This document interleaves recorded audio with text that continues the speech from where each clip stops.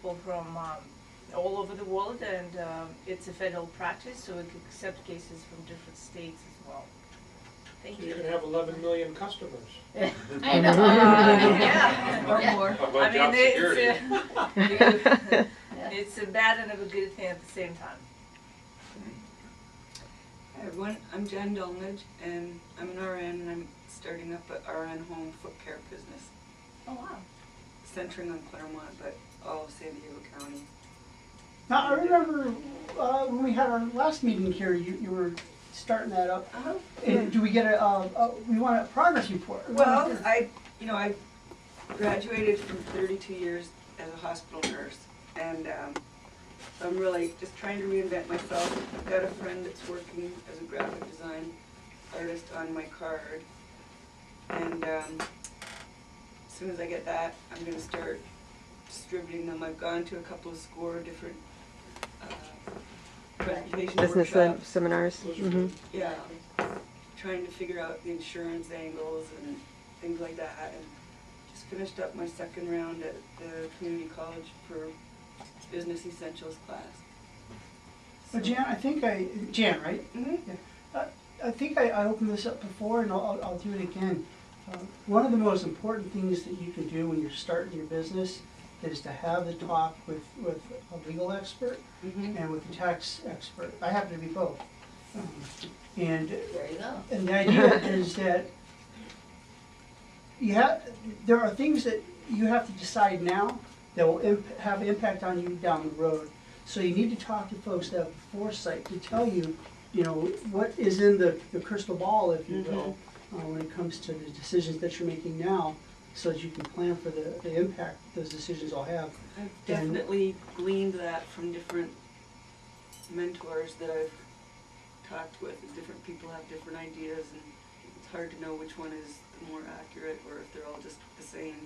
Yeah, the point is, my door's open to you Thank any you. time, and as everyone knows, I won't charge you, for the talk. It's what I do as a friend. Thanks so much. I really appreciate that, because I Valuable. need it. Very valuable.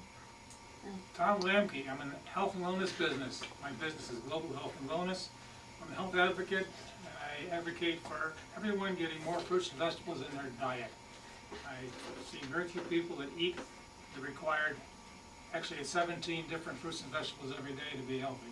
But I have a product called Juice Plus. It's the basis for good nutrition. If you have any questions, give me a call.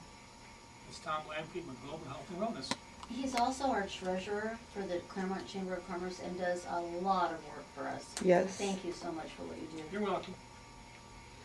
Okay, my name is Gordon Sattro. I'm an attorney here with the firm. I'm a recent transplant from Los Angeles. I focus on, thank you. I do entertainment law. I work with entrepreneurs. And I do a lot. Stars. And movie stars. We actually just signed one of the talent managers for Lifetime. We can't name who they actually manage, but met Jane Lynch while I was up there too. She isn't the client, so don't worry about it. Met her too. Yeah, Yeah. she's great. She's nice. And then mixed in with all that, I focus on a lot of litigation too. So when you're running a business, inevitably there's going to be someone that has an issue with a contract or an issue with the agreement, or they want to negotiate something out. So a lot of times that leads to litigation, so I help take care of that as well. It's kind of a public service. I also give speeches, which I did at Kiwanis, which was focused on parking violations, traffic tickets, and DUIs. And the reason why I gave that out is because I was a little bit bitter after leaving LA and realizing I had to pay $1,600 in parking tickets. In Yeah. LA? Wow. In LA. Yeah, so that was my little going away gift from Los Angeles. In total, I accrued it over about a year and a half, I would say. It was like liar, liar when he got pulled over and he opened up the glove compartment, he had the unpaid parking tickets. But I do that as a public service so people know how to fight these things and be better prepared. And that's what I bring down here. I can rack up $1,600 in one day in LA parking tickets. Yeah. So, Easily. so I take my hat off to Easily. you. That's pretty good. Oh, and also one more thing. We actually, myself and Ben, we appeared on ESPN Radio last Thursday. So if you want to go ahead and listen to that podcast and find out what our thoughts were on filing bankruptcy and keeping your properties that aren't your current residence, or if you want to find out my opinion on Prince not having a will, or Laramie Tunsil and his father suing him for defamation, you can go ahead and listen to that. That's on, how do we find it on your website? Real Talk San Diego. Oh, okay. It's 1700 AM. So if you just type in Real Talk San Diego, you'll be able to find the podcast right there. And we're gonna have a video that we're putting up on our website and everything else. We're gonna have a page dedicated to that. And I'm sure if you email that to Tom, he could probably send that link out to everybody. Yeah, Sure. if you want to hear us in action. Corinne's our website guru. Okay. Yeah, I'll get you my card. And we You just say can send it to me. radio, so that was not, that's not something we paid for. No, We no, were no. invited on. We were asked on as experts to go ahead and speak to that. So Ben was focusing on the properties and bankruptcy and the repercussions for that. We talked about the firm, what it is we do, our client base, and then I was the one talking about entertainers and sports stars. So.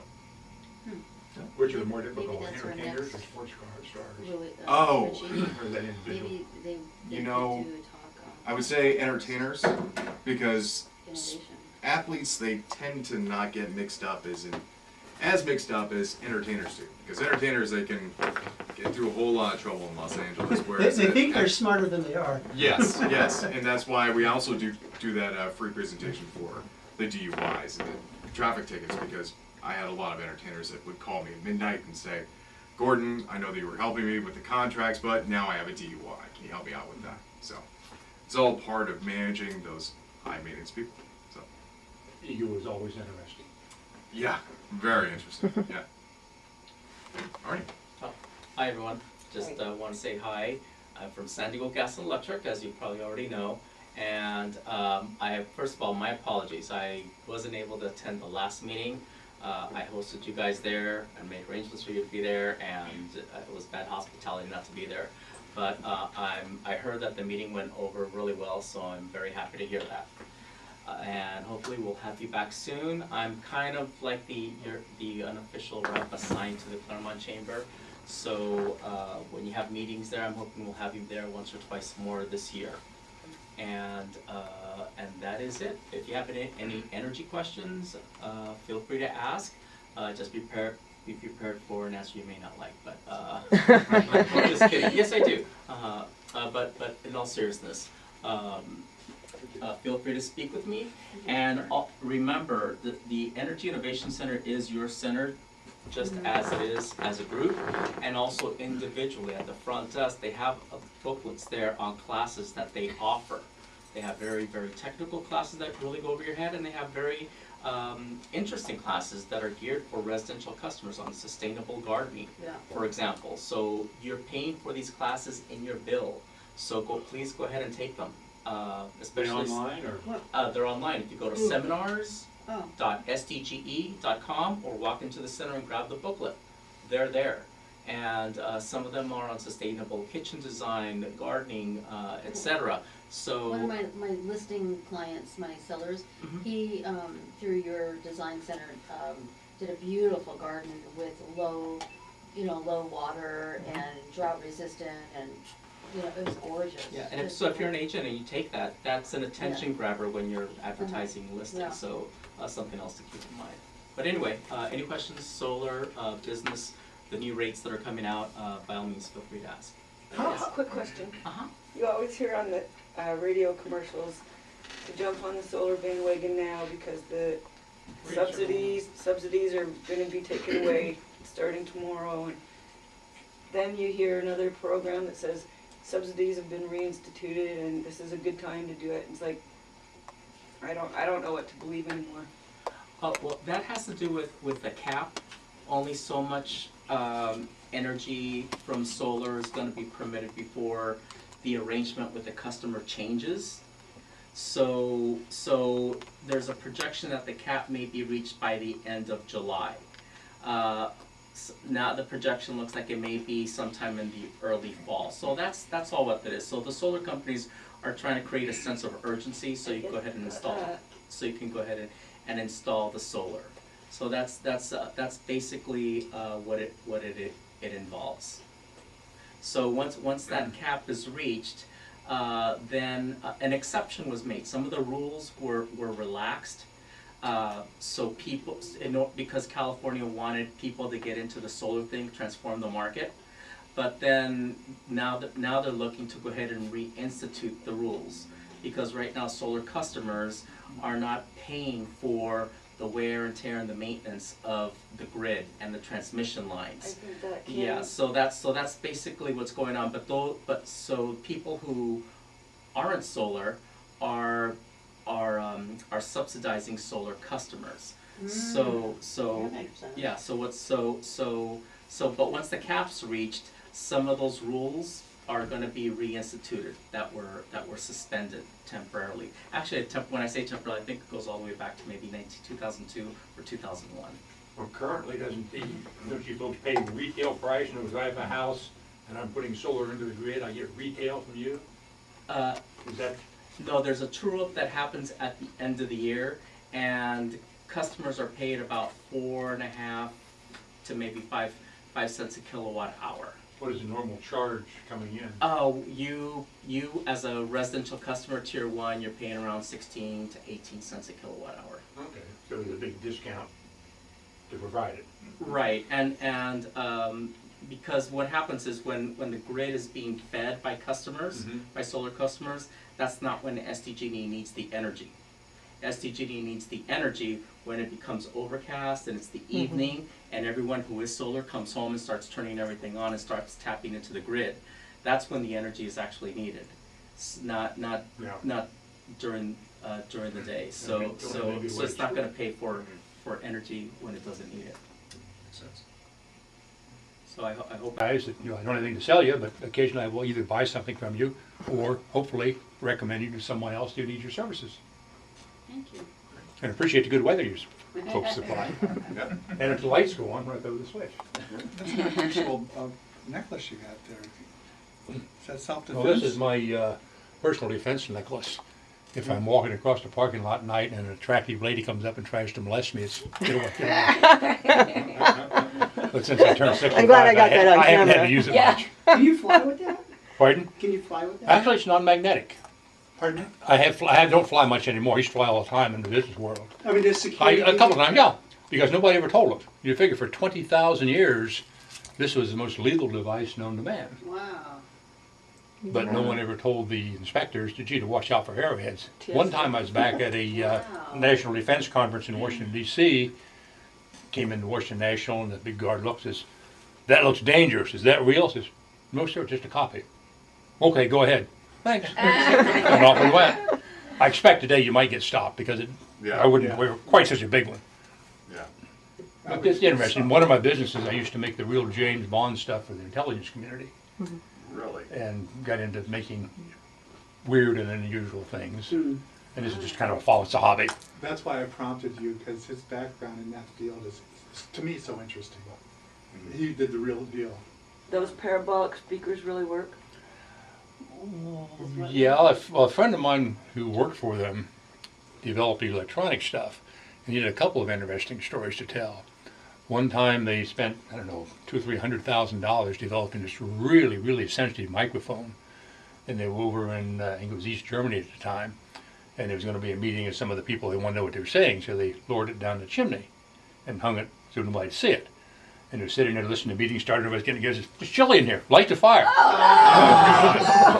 And they sat there and listened to their $250,000 super microphone literally go up in smoke.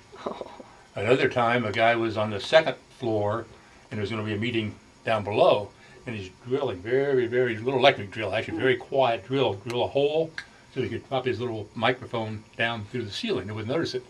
And all of a sudden, a great big chunk of plaster dropped out, and he's looking down through the hole, and there's 8 guys at the table like that. Oh my goodness. He said he ran 3 blocks, house top to house top to house top, Yeah. getting out of there. But those are some of the interesting stories of things I didn't do. Wow. My name is Rich. I'm skipping over you because you started already, right? Yes. Yeah. Okay, my name is Rich Habib. I have a franchise called Image 360, due to San Diego, but the brand altogether has about 600 different locations. But we're the only ones in San Diego, so we could pick anywhere we wanted to go. So we thought, well, the first location we'll pick on Miramar. We're trying to get in with SDG&E and with a lot of the big corporations and a lot of some government, trying to do some government work and just trying to do signs and banners, anything you can see if it's graphics, you know, we can do it, probably similar to what you do. In fact, maybe we can do some business together, Yeah, I think so. so. So is it like taking views from a drone or something? No, 360? no, it's Image 360 is just the name of the company. It's, because it encompasses any type of signs or graphics. It's Oh, like okay. something like that. Yeah. That's something that we can do, or really anything you see. If it's a sign, if it's a stop sign, if it's a sign on the freeway. You do the outdoor. Yeah, anything like those outdoor signs for Caltrans. I mean, Caltrans doesn't make them for the most part. And- Hospitals. And do you guys handle lawyers, like the county you know. requirements for the outdoor retail and all that kind of you stuff? have to meet certain guidelines. Uh-huh. That's the idea. Okay. If we can meet those guidelines, then, you know, so, but not just government stuff. We do, you know, try to do a lot. We're new, so, you know, we can work fast and hopefully cheap enough. So we get the customer to come back, do car wraps, you know. Oh, wow. That's good to But know. honestly, car wraps, they're real cheap to do. There's a lot of companies in California. Almost hard to compete with them. But you did- Advertising, you mean? No, like car wraps, you know, like you want, Graphics on Yeah, the way around your graphics, car. Yeah. Instead of Yeah, putting mostly that it's- against the whole car. mostly it's Yeah. advertising for businesses and stuff, but, I mean, I haven't had anybody, but We have. there were some people that put them on like real expensive cars. Mhm, yeah, they do have Right. aesthetic, Right. changing the color of your car. Right, they might buy a Lamborghini and wanna put a $15,000 car wrap on it. On our, with our name exit, on Kinda exit crazy. Premier Real Estate has a smart car, and it's wrapped. Yeah, Mhm. Yeah. It's wrapped in And you advertising. see it Yeah. right when you come up every Yeah. time. and if they're So done like- right, you can unwrap them. I mean, you can take it off, or Yeah. depends, you know. Really? Yeah. I didn't know depends what I wanna know if it'll cover up all the scrapes that I have on my brand new car. We'll show them through it, but it won't cover them. I It'll never cover knew them, that but though. still You show can, them. he makes them that you can take them off and put them back on? If it's done right. If you use the right company going Yeah, in. you can wrap your whole car, you know, If like you use it's the right a company big going in, you can Yeah. actually physically just peel it off. You know, pretty cool. Thank Do you. you think you could attach foot to the top of that? Sure. And that's good. Corinne, who are you and what do you do? Well, let's see. You want to film me? Sure. There you go. Oh, Get a good do I just angle. do like I'm this? trying to get rid of the double chin. You and me Yeah, both. yeah. Stand up Yeah, higher. just Stand up. a little Stand up. 2 millimeter. Yeah. Yeah, there you go. Here, I'll. No, I yeah. got you. Just Okay. relax. Anyway, I'm Corinne Horner with Graphic Alchemy Design and Printing. I guess I should talk to you and not the camera. Anyway, I do graphic design, website design, e-commerce, video, obviously, video editing, and I also am in charge of doing the monthly social media marketing for the chamber, and I'm also overhauling their whole site right now. It's invisible to you guys yet, but it should launch in hopefully 2 to 3 weeks. And I may have a solution for you, for your email. For me? Yeah, for your company's email madness. I just have an idea.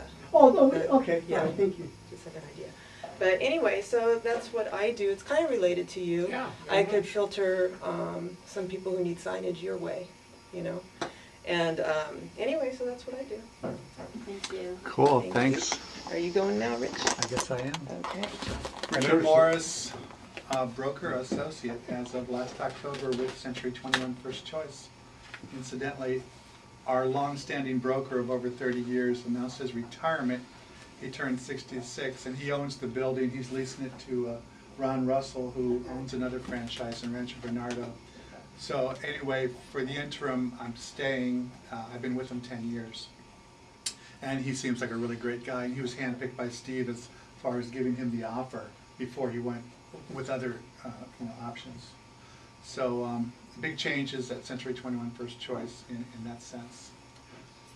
You probably know that I deal in high-end Beatles collectibles. I bring that up every time, and it's a very burgeoning business.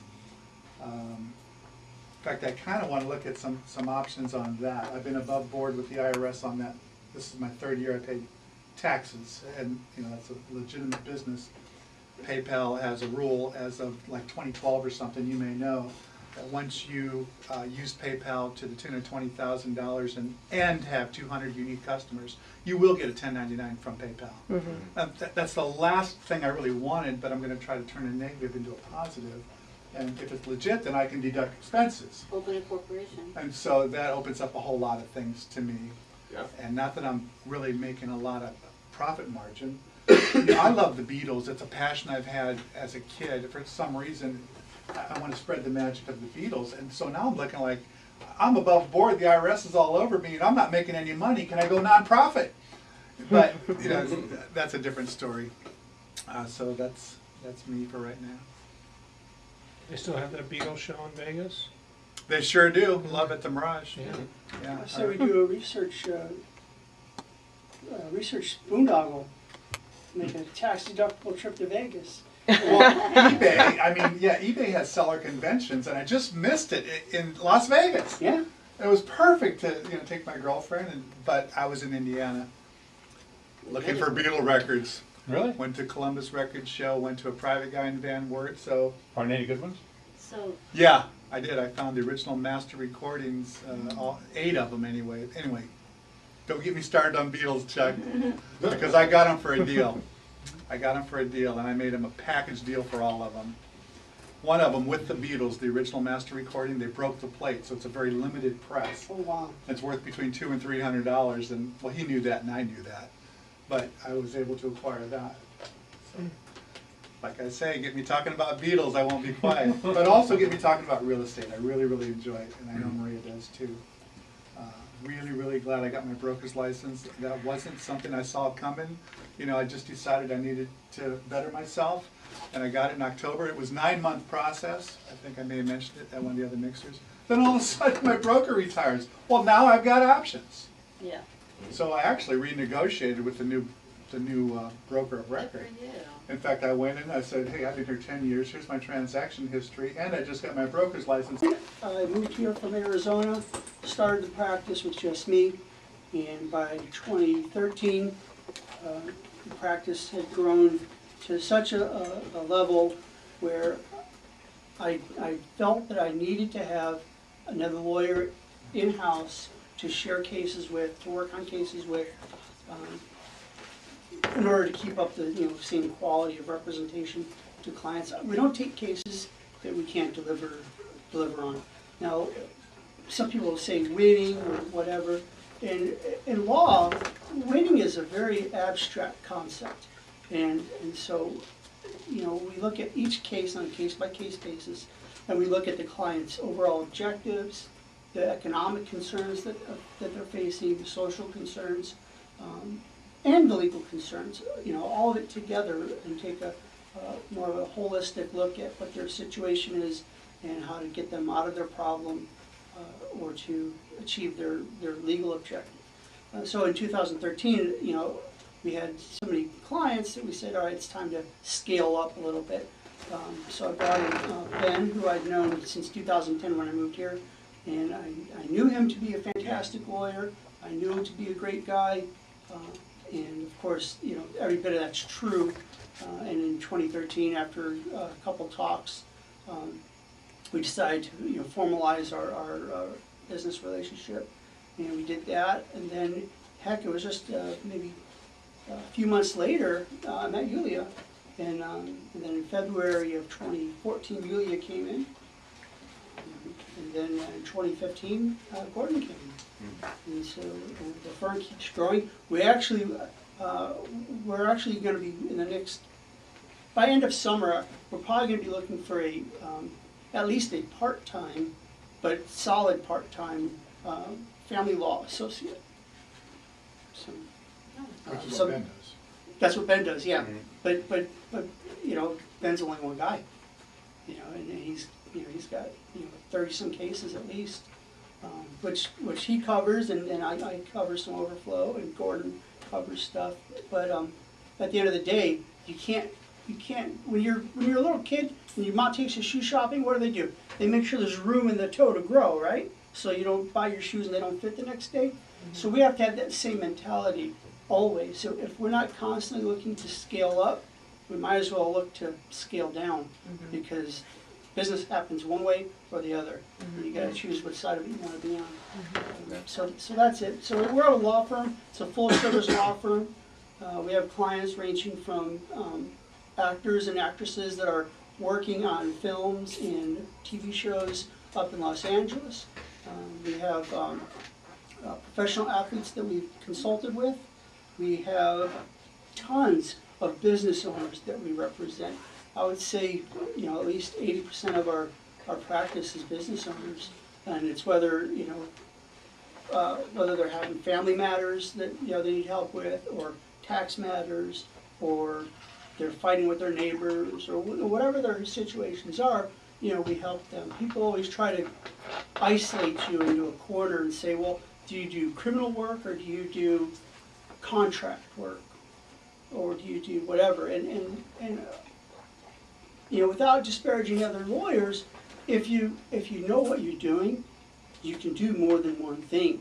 It's like a frontline cook at a restaurant saying, "Oh, I'm an egg cook." No, you're not an egg cook. You can make eggs, you can make hamburgers, you can make French fries, whatever comes in on that menu, you're going to be able to handle. And it's really the same thing, just at a much higher level of functioning, obviously. So we have a full-service law firm. There's nothing that we can't help you with. There are some things that we won't help you with, is how I say it. And either you've got an unrealistic expectation as a client, you want to break the law as a client, and we don't want to be on the hook for that, or we don't like you. Oh, thanks. You know, The PIA. What's That works that? in real estate, so. PIA. What's a PIA? And Oh, yeah. Do you have any real estate experience, or would you do a real estate law or something? Yeah. We actually had 2 real estate cases, and we have one currently right now between 2 neighbors with a property dispute. Are you talking about real estate transactions, or? Well, you know, it's interesting. One of the things that caused my broker of record to retire, thank goodness he was covered through the corporate LLC or whatever umbrella, was one of his agents forged a document. It's common knowledge, so I don't mind sharing it a little bit. But, you know, your E&O insurance doesn't cover fraud. Right. So it like took a lot of the working capital right out of the entire business. Yeah. So he said between his wife and his new grandkid and turning 66, and he said, you know what, they're just every reason lined up in a row. But that was something, I mean, and Maria and I and other realtors in here, going forward, you know, real estate law might be something we'll need, hopefully not. no, you always try to settle before that happens. You know, one of the ever. one of the things I see with realtors is that when they come to me, they've already tried to fix it themselves. Yeah. They screwed it up And worse. they bungled it. And you know, I'm really strict. You know, this firm was built organically. I don't have a billboard up somewhere. I don't go on Google Ads or whatever. I don't pay to get in front of people. And what happens is you build that by doing good results. And if you stop doing that, if you stop being critical about the cases you take in, and you get desperate and you start taking whatever walks through the door, then you start losing. And then you don't become known as, you know, go see Dimitri, because if anybody can help you, it's Dimitri. And instead you become, well, go help Dimitri, because he'll take any case. And there's a huge difference in those two trains of thought in terms of how people perceive you and how you handle things. I referred a seller out. I tried to give her to you. You knew her. You said, no thanks. So but I knew too much. Yeah. I knew too much about the house, and I knew she was gonna lie, and I couldn't be part of it. And so I gave it to someone that didn't know her or, you We know, have at any so. given time at least 3 or 4 cases in either arbitration or mediation where somebody's lied on a transaction. Yeah. And, you know, I haven't been so outraged at any of the agents that we've dealt with yet to hook them personally, but there's been a couple that were close where the agent, lied to the seller, or told the seller, or give the wink and the nod to go ahead and just do that. And it gets frustrating because we deal in a position here, not just lawyers but real estate people especially. You're dealing with people's life savings for the most part. People that biggest investment. own their home, that's where they put all their money. That, some people have stocks and other things, but if you take the big pool of people, you're going to see that most of the people are just regular folks who put all their money in their house. That's their dream. That's what they do. And to have it vulnerable in one transaction where they could be stripped of equity, or, you know, they can get, you know, bamboozled on a disclosure that ends up costing them some type of, you know, additional damages or liabilities. It's just really interesting how there's not more safeguards in place to protect those folks out there. What is the best way to do it? Or is there any? Well, the one solution, and this might sound self-serving, but it's really not, is as a real estate broker or agent, there's absolutely no reason to not tell your client to have their lawyer look over their documents. There's no reason to not do that. You do that, and you're off the hook, because you've referred them out to legal counsel to review their paperwork and ask them for Well, I was insight. speaking of a homeowner. As a homeowner, if I owned my home and I was going to be sued, is there anything legal? Well, Oh, Home yeah, by carry home. insurance, obviously. Well, the thing is when you're in the transaction, there are so many disclosures that. Nothing to do with that, totally separate, a traffic accident. Oh, I'm sorry. Yeah. Yeah, get good insurance. Have an Good umbrella, insurance. Yeah, umbrella carry an umbrella policy. policy. On that note, my biggest deal ever was 1.3 million plus, and I wanted to be careful as I was having him sign the main papers. And he finally like snapped at me, he said, "Richie, just tell me where to sign." And I'm thinking, this is the biggest deal of your life. Yeah. And you're like in a hurry. You don't even want to read first page.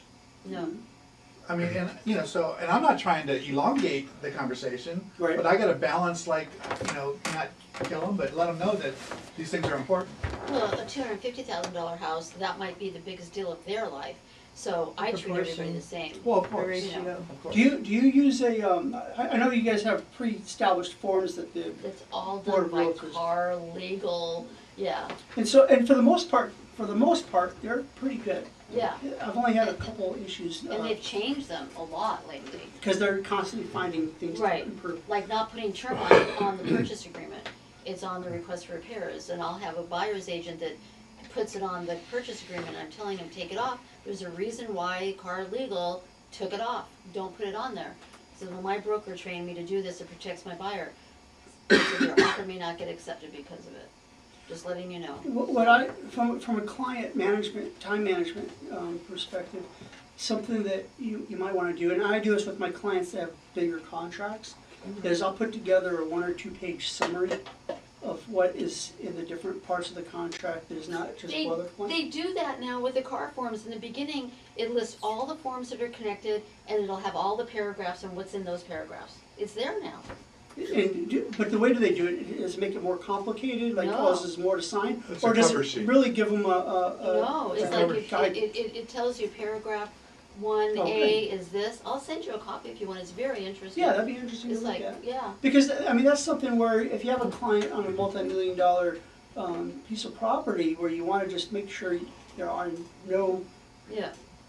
typos even, you simply, you tell the client, look, you know, we're gonna have to have a 30-minute talk or 45-minute talk. Yeah. I'm gonna send you in advance an email with a Yep. summary of what we're gonna do.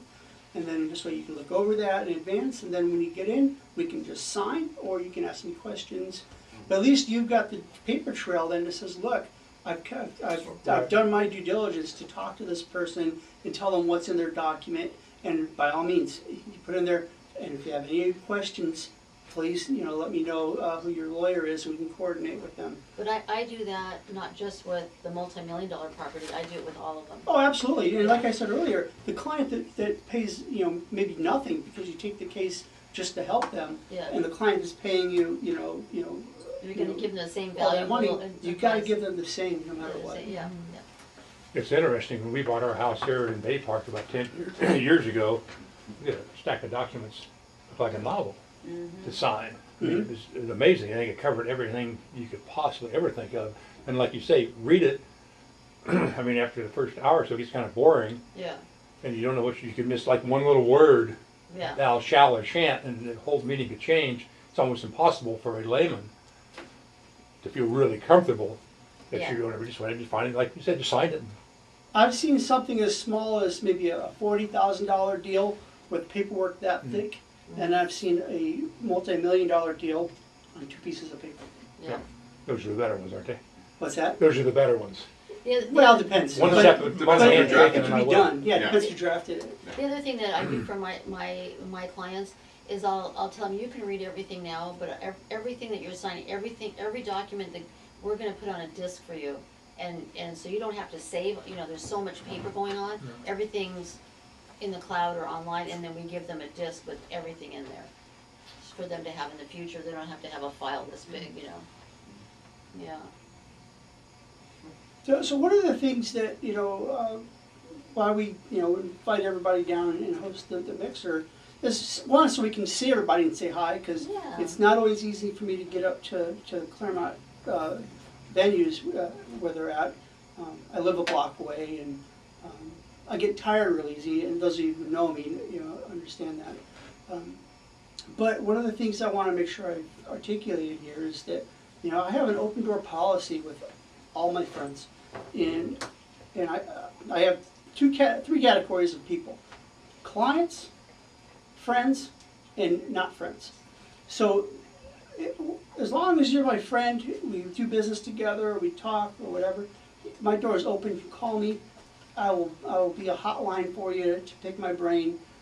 If you're starting a business, I can answer a lot of questions that I know that you're going to need answered. Yeah. I have a question Yeah. for you. Would you have anything to share with the General Assembly of the Clairemont Chamber of Commerce? We have an opportunity for a presentation seminar number 2 in July at the SDG&E Center. And I've been trying to help take the lead, getting a dynamic speaker. Now, I want it to be a good fit. That's why I asked you, do you think you have anything that you could add to a group of 40 or 45 people that would be pertinent to the Clairemont business community, if not the community at large? Go ahead, Gordon, then I'll pick up after you. Well, yeah, I gave the presentation. I don't think parking violations would be particularly applicable, but we did just put together a presentation. We actually already delivered it once before, and I was giving these same kind of presentations when I had my own firm up in LA. It's called the Top 10 Legal Tips for Entrepreneurs and People Starting a Business. That'd be great. So Yeah, what, sure it really, would. what it really focuses on is no matter what phase you're in, these tips are going to be useful for your business. So if you're starting at the outset, we're going to talk about name reservations. We're going to talk about forming the corporation. If you're forming a corporation, what's the benefits between each of those? And then also we're going to talk about intellectual property, how to protect yourself there. And then we're going to talk about employment and why you want to avoid people that you're going to be hiring as independent contractors, what the pitfalls are, how to actually hire someone. And then contracts, what you need to put in, and looking at business and entering into business with someone else is a marriage. And what is the prenuptial agreement? That's the partnership agreement. That's going to be the operating agreement. So we have And I we think have that you would presentation. make it fun. Yeah. He's Yeah. a great speaker. Yeah. And so are you. We have a board meeting tomorrow, so you do have beginning interest to talk maybe about that? What's the date Oh, that are absolutely. available? July 12th? Yeah, and one of the other things too is, so there's the streamlined stuff like Gordon talks about, the do's and don'ts, the top 10 tips or whatever. But starting a business is, for most people, one of the most daunting tasks they're ever going to do. And it's usually because, they've been displaced from the workplace for one reason or the other. Or they've got this, this built-up passion for something. But when you do that, there's often you're often blinded by the anxiety or the passion to see some of the business things that have to be covered. For example, someone who's displaced from their workplace, so they're thinking, I got to hang up a shingle or, open up like a store or something like that. All they're thinking about is what I have to do to make money today, and they never look past making it a scalable business. Instead, it's just an occupation that they own, and there's a difference. And what you have to do is not only plan your business up from the get-go, whether you're going to privately fund your business or whether you're going to get a loan for it, you should have a business plan. And that business plan should be a living, breathing desk reference that is on your desk that you refer to, be it monthly, bi-monthly, quarterly, every 6 months, whatever it is. I need to look at it and say, am I on task with what my goals are? Am I on task with not just how much money I'm making, but how much time it takes me to make that money? In the cyber world, people talk about cost for acquisition, how many clicks or whatever. Well, you have to have that same focus in the real world too, and say, look, well, how much is it costing me to make this, to make this That's kind my of money? problem with the Beetle collectibles. I love it so much, but if you add up all the time I spend acquiring and my profit margins, it's not making a lot of sense. So, and so one of the things that I think our talk could do is maybe not cover not only the top 10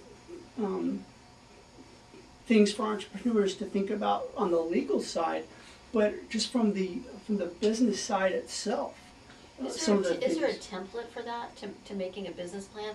Because my personality type is I'm the people person, I'm the communicator, I'm not the.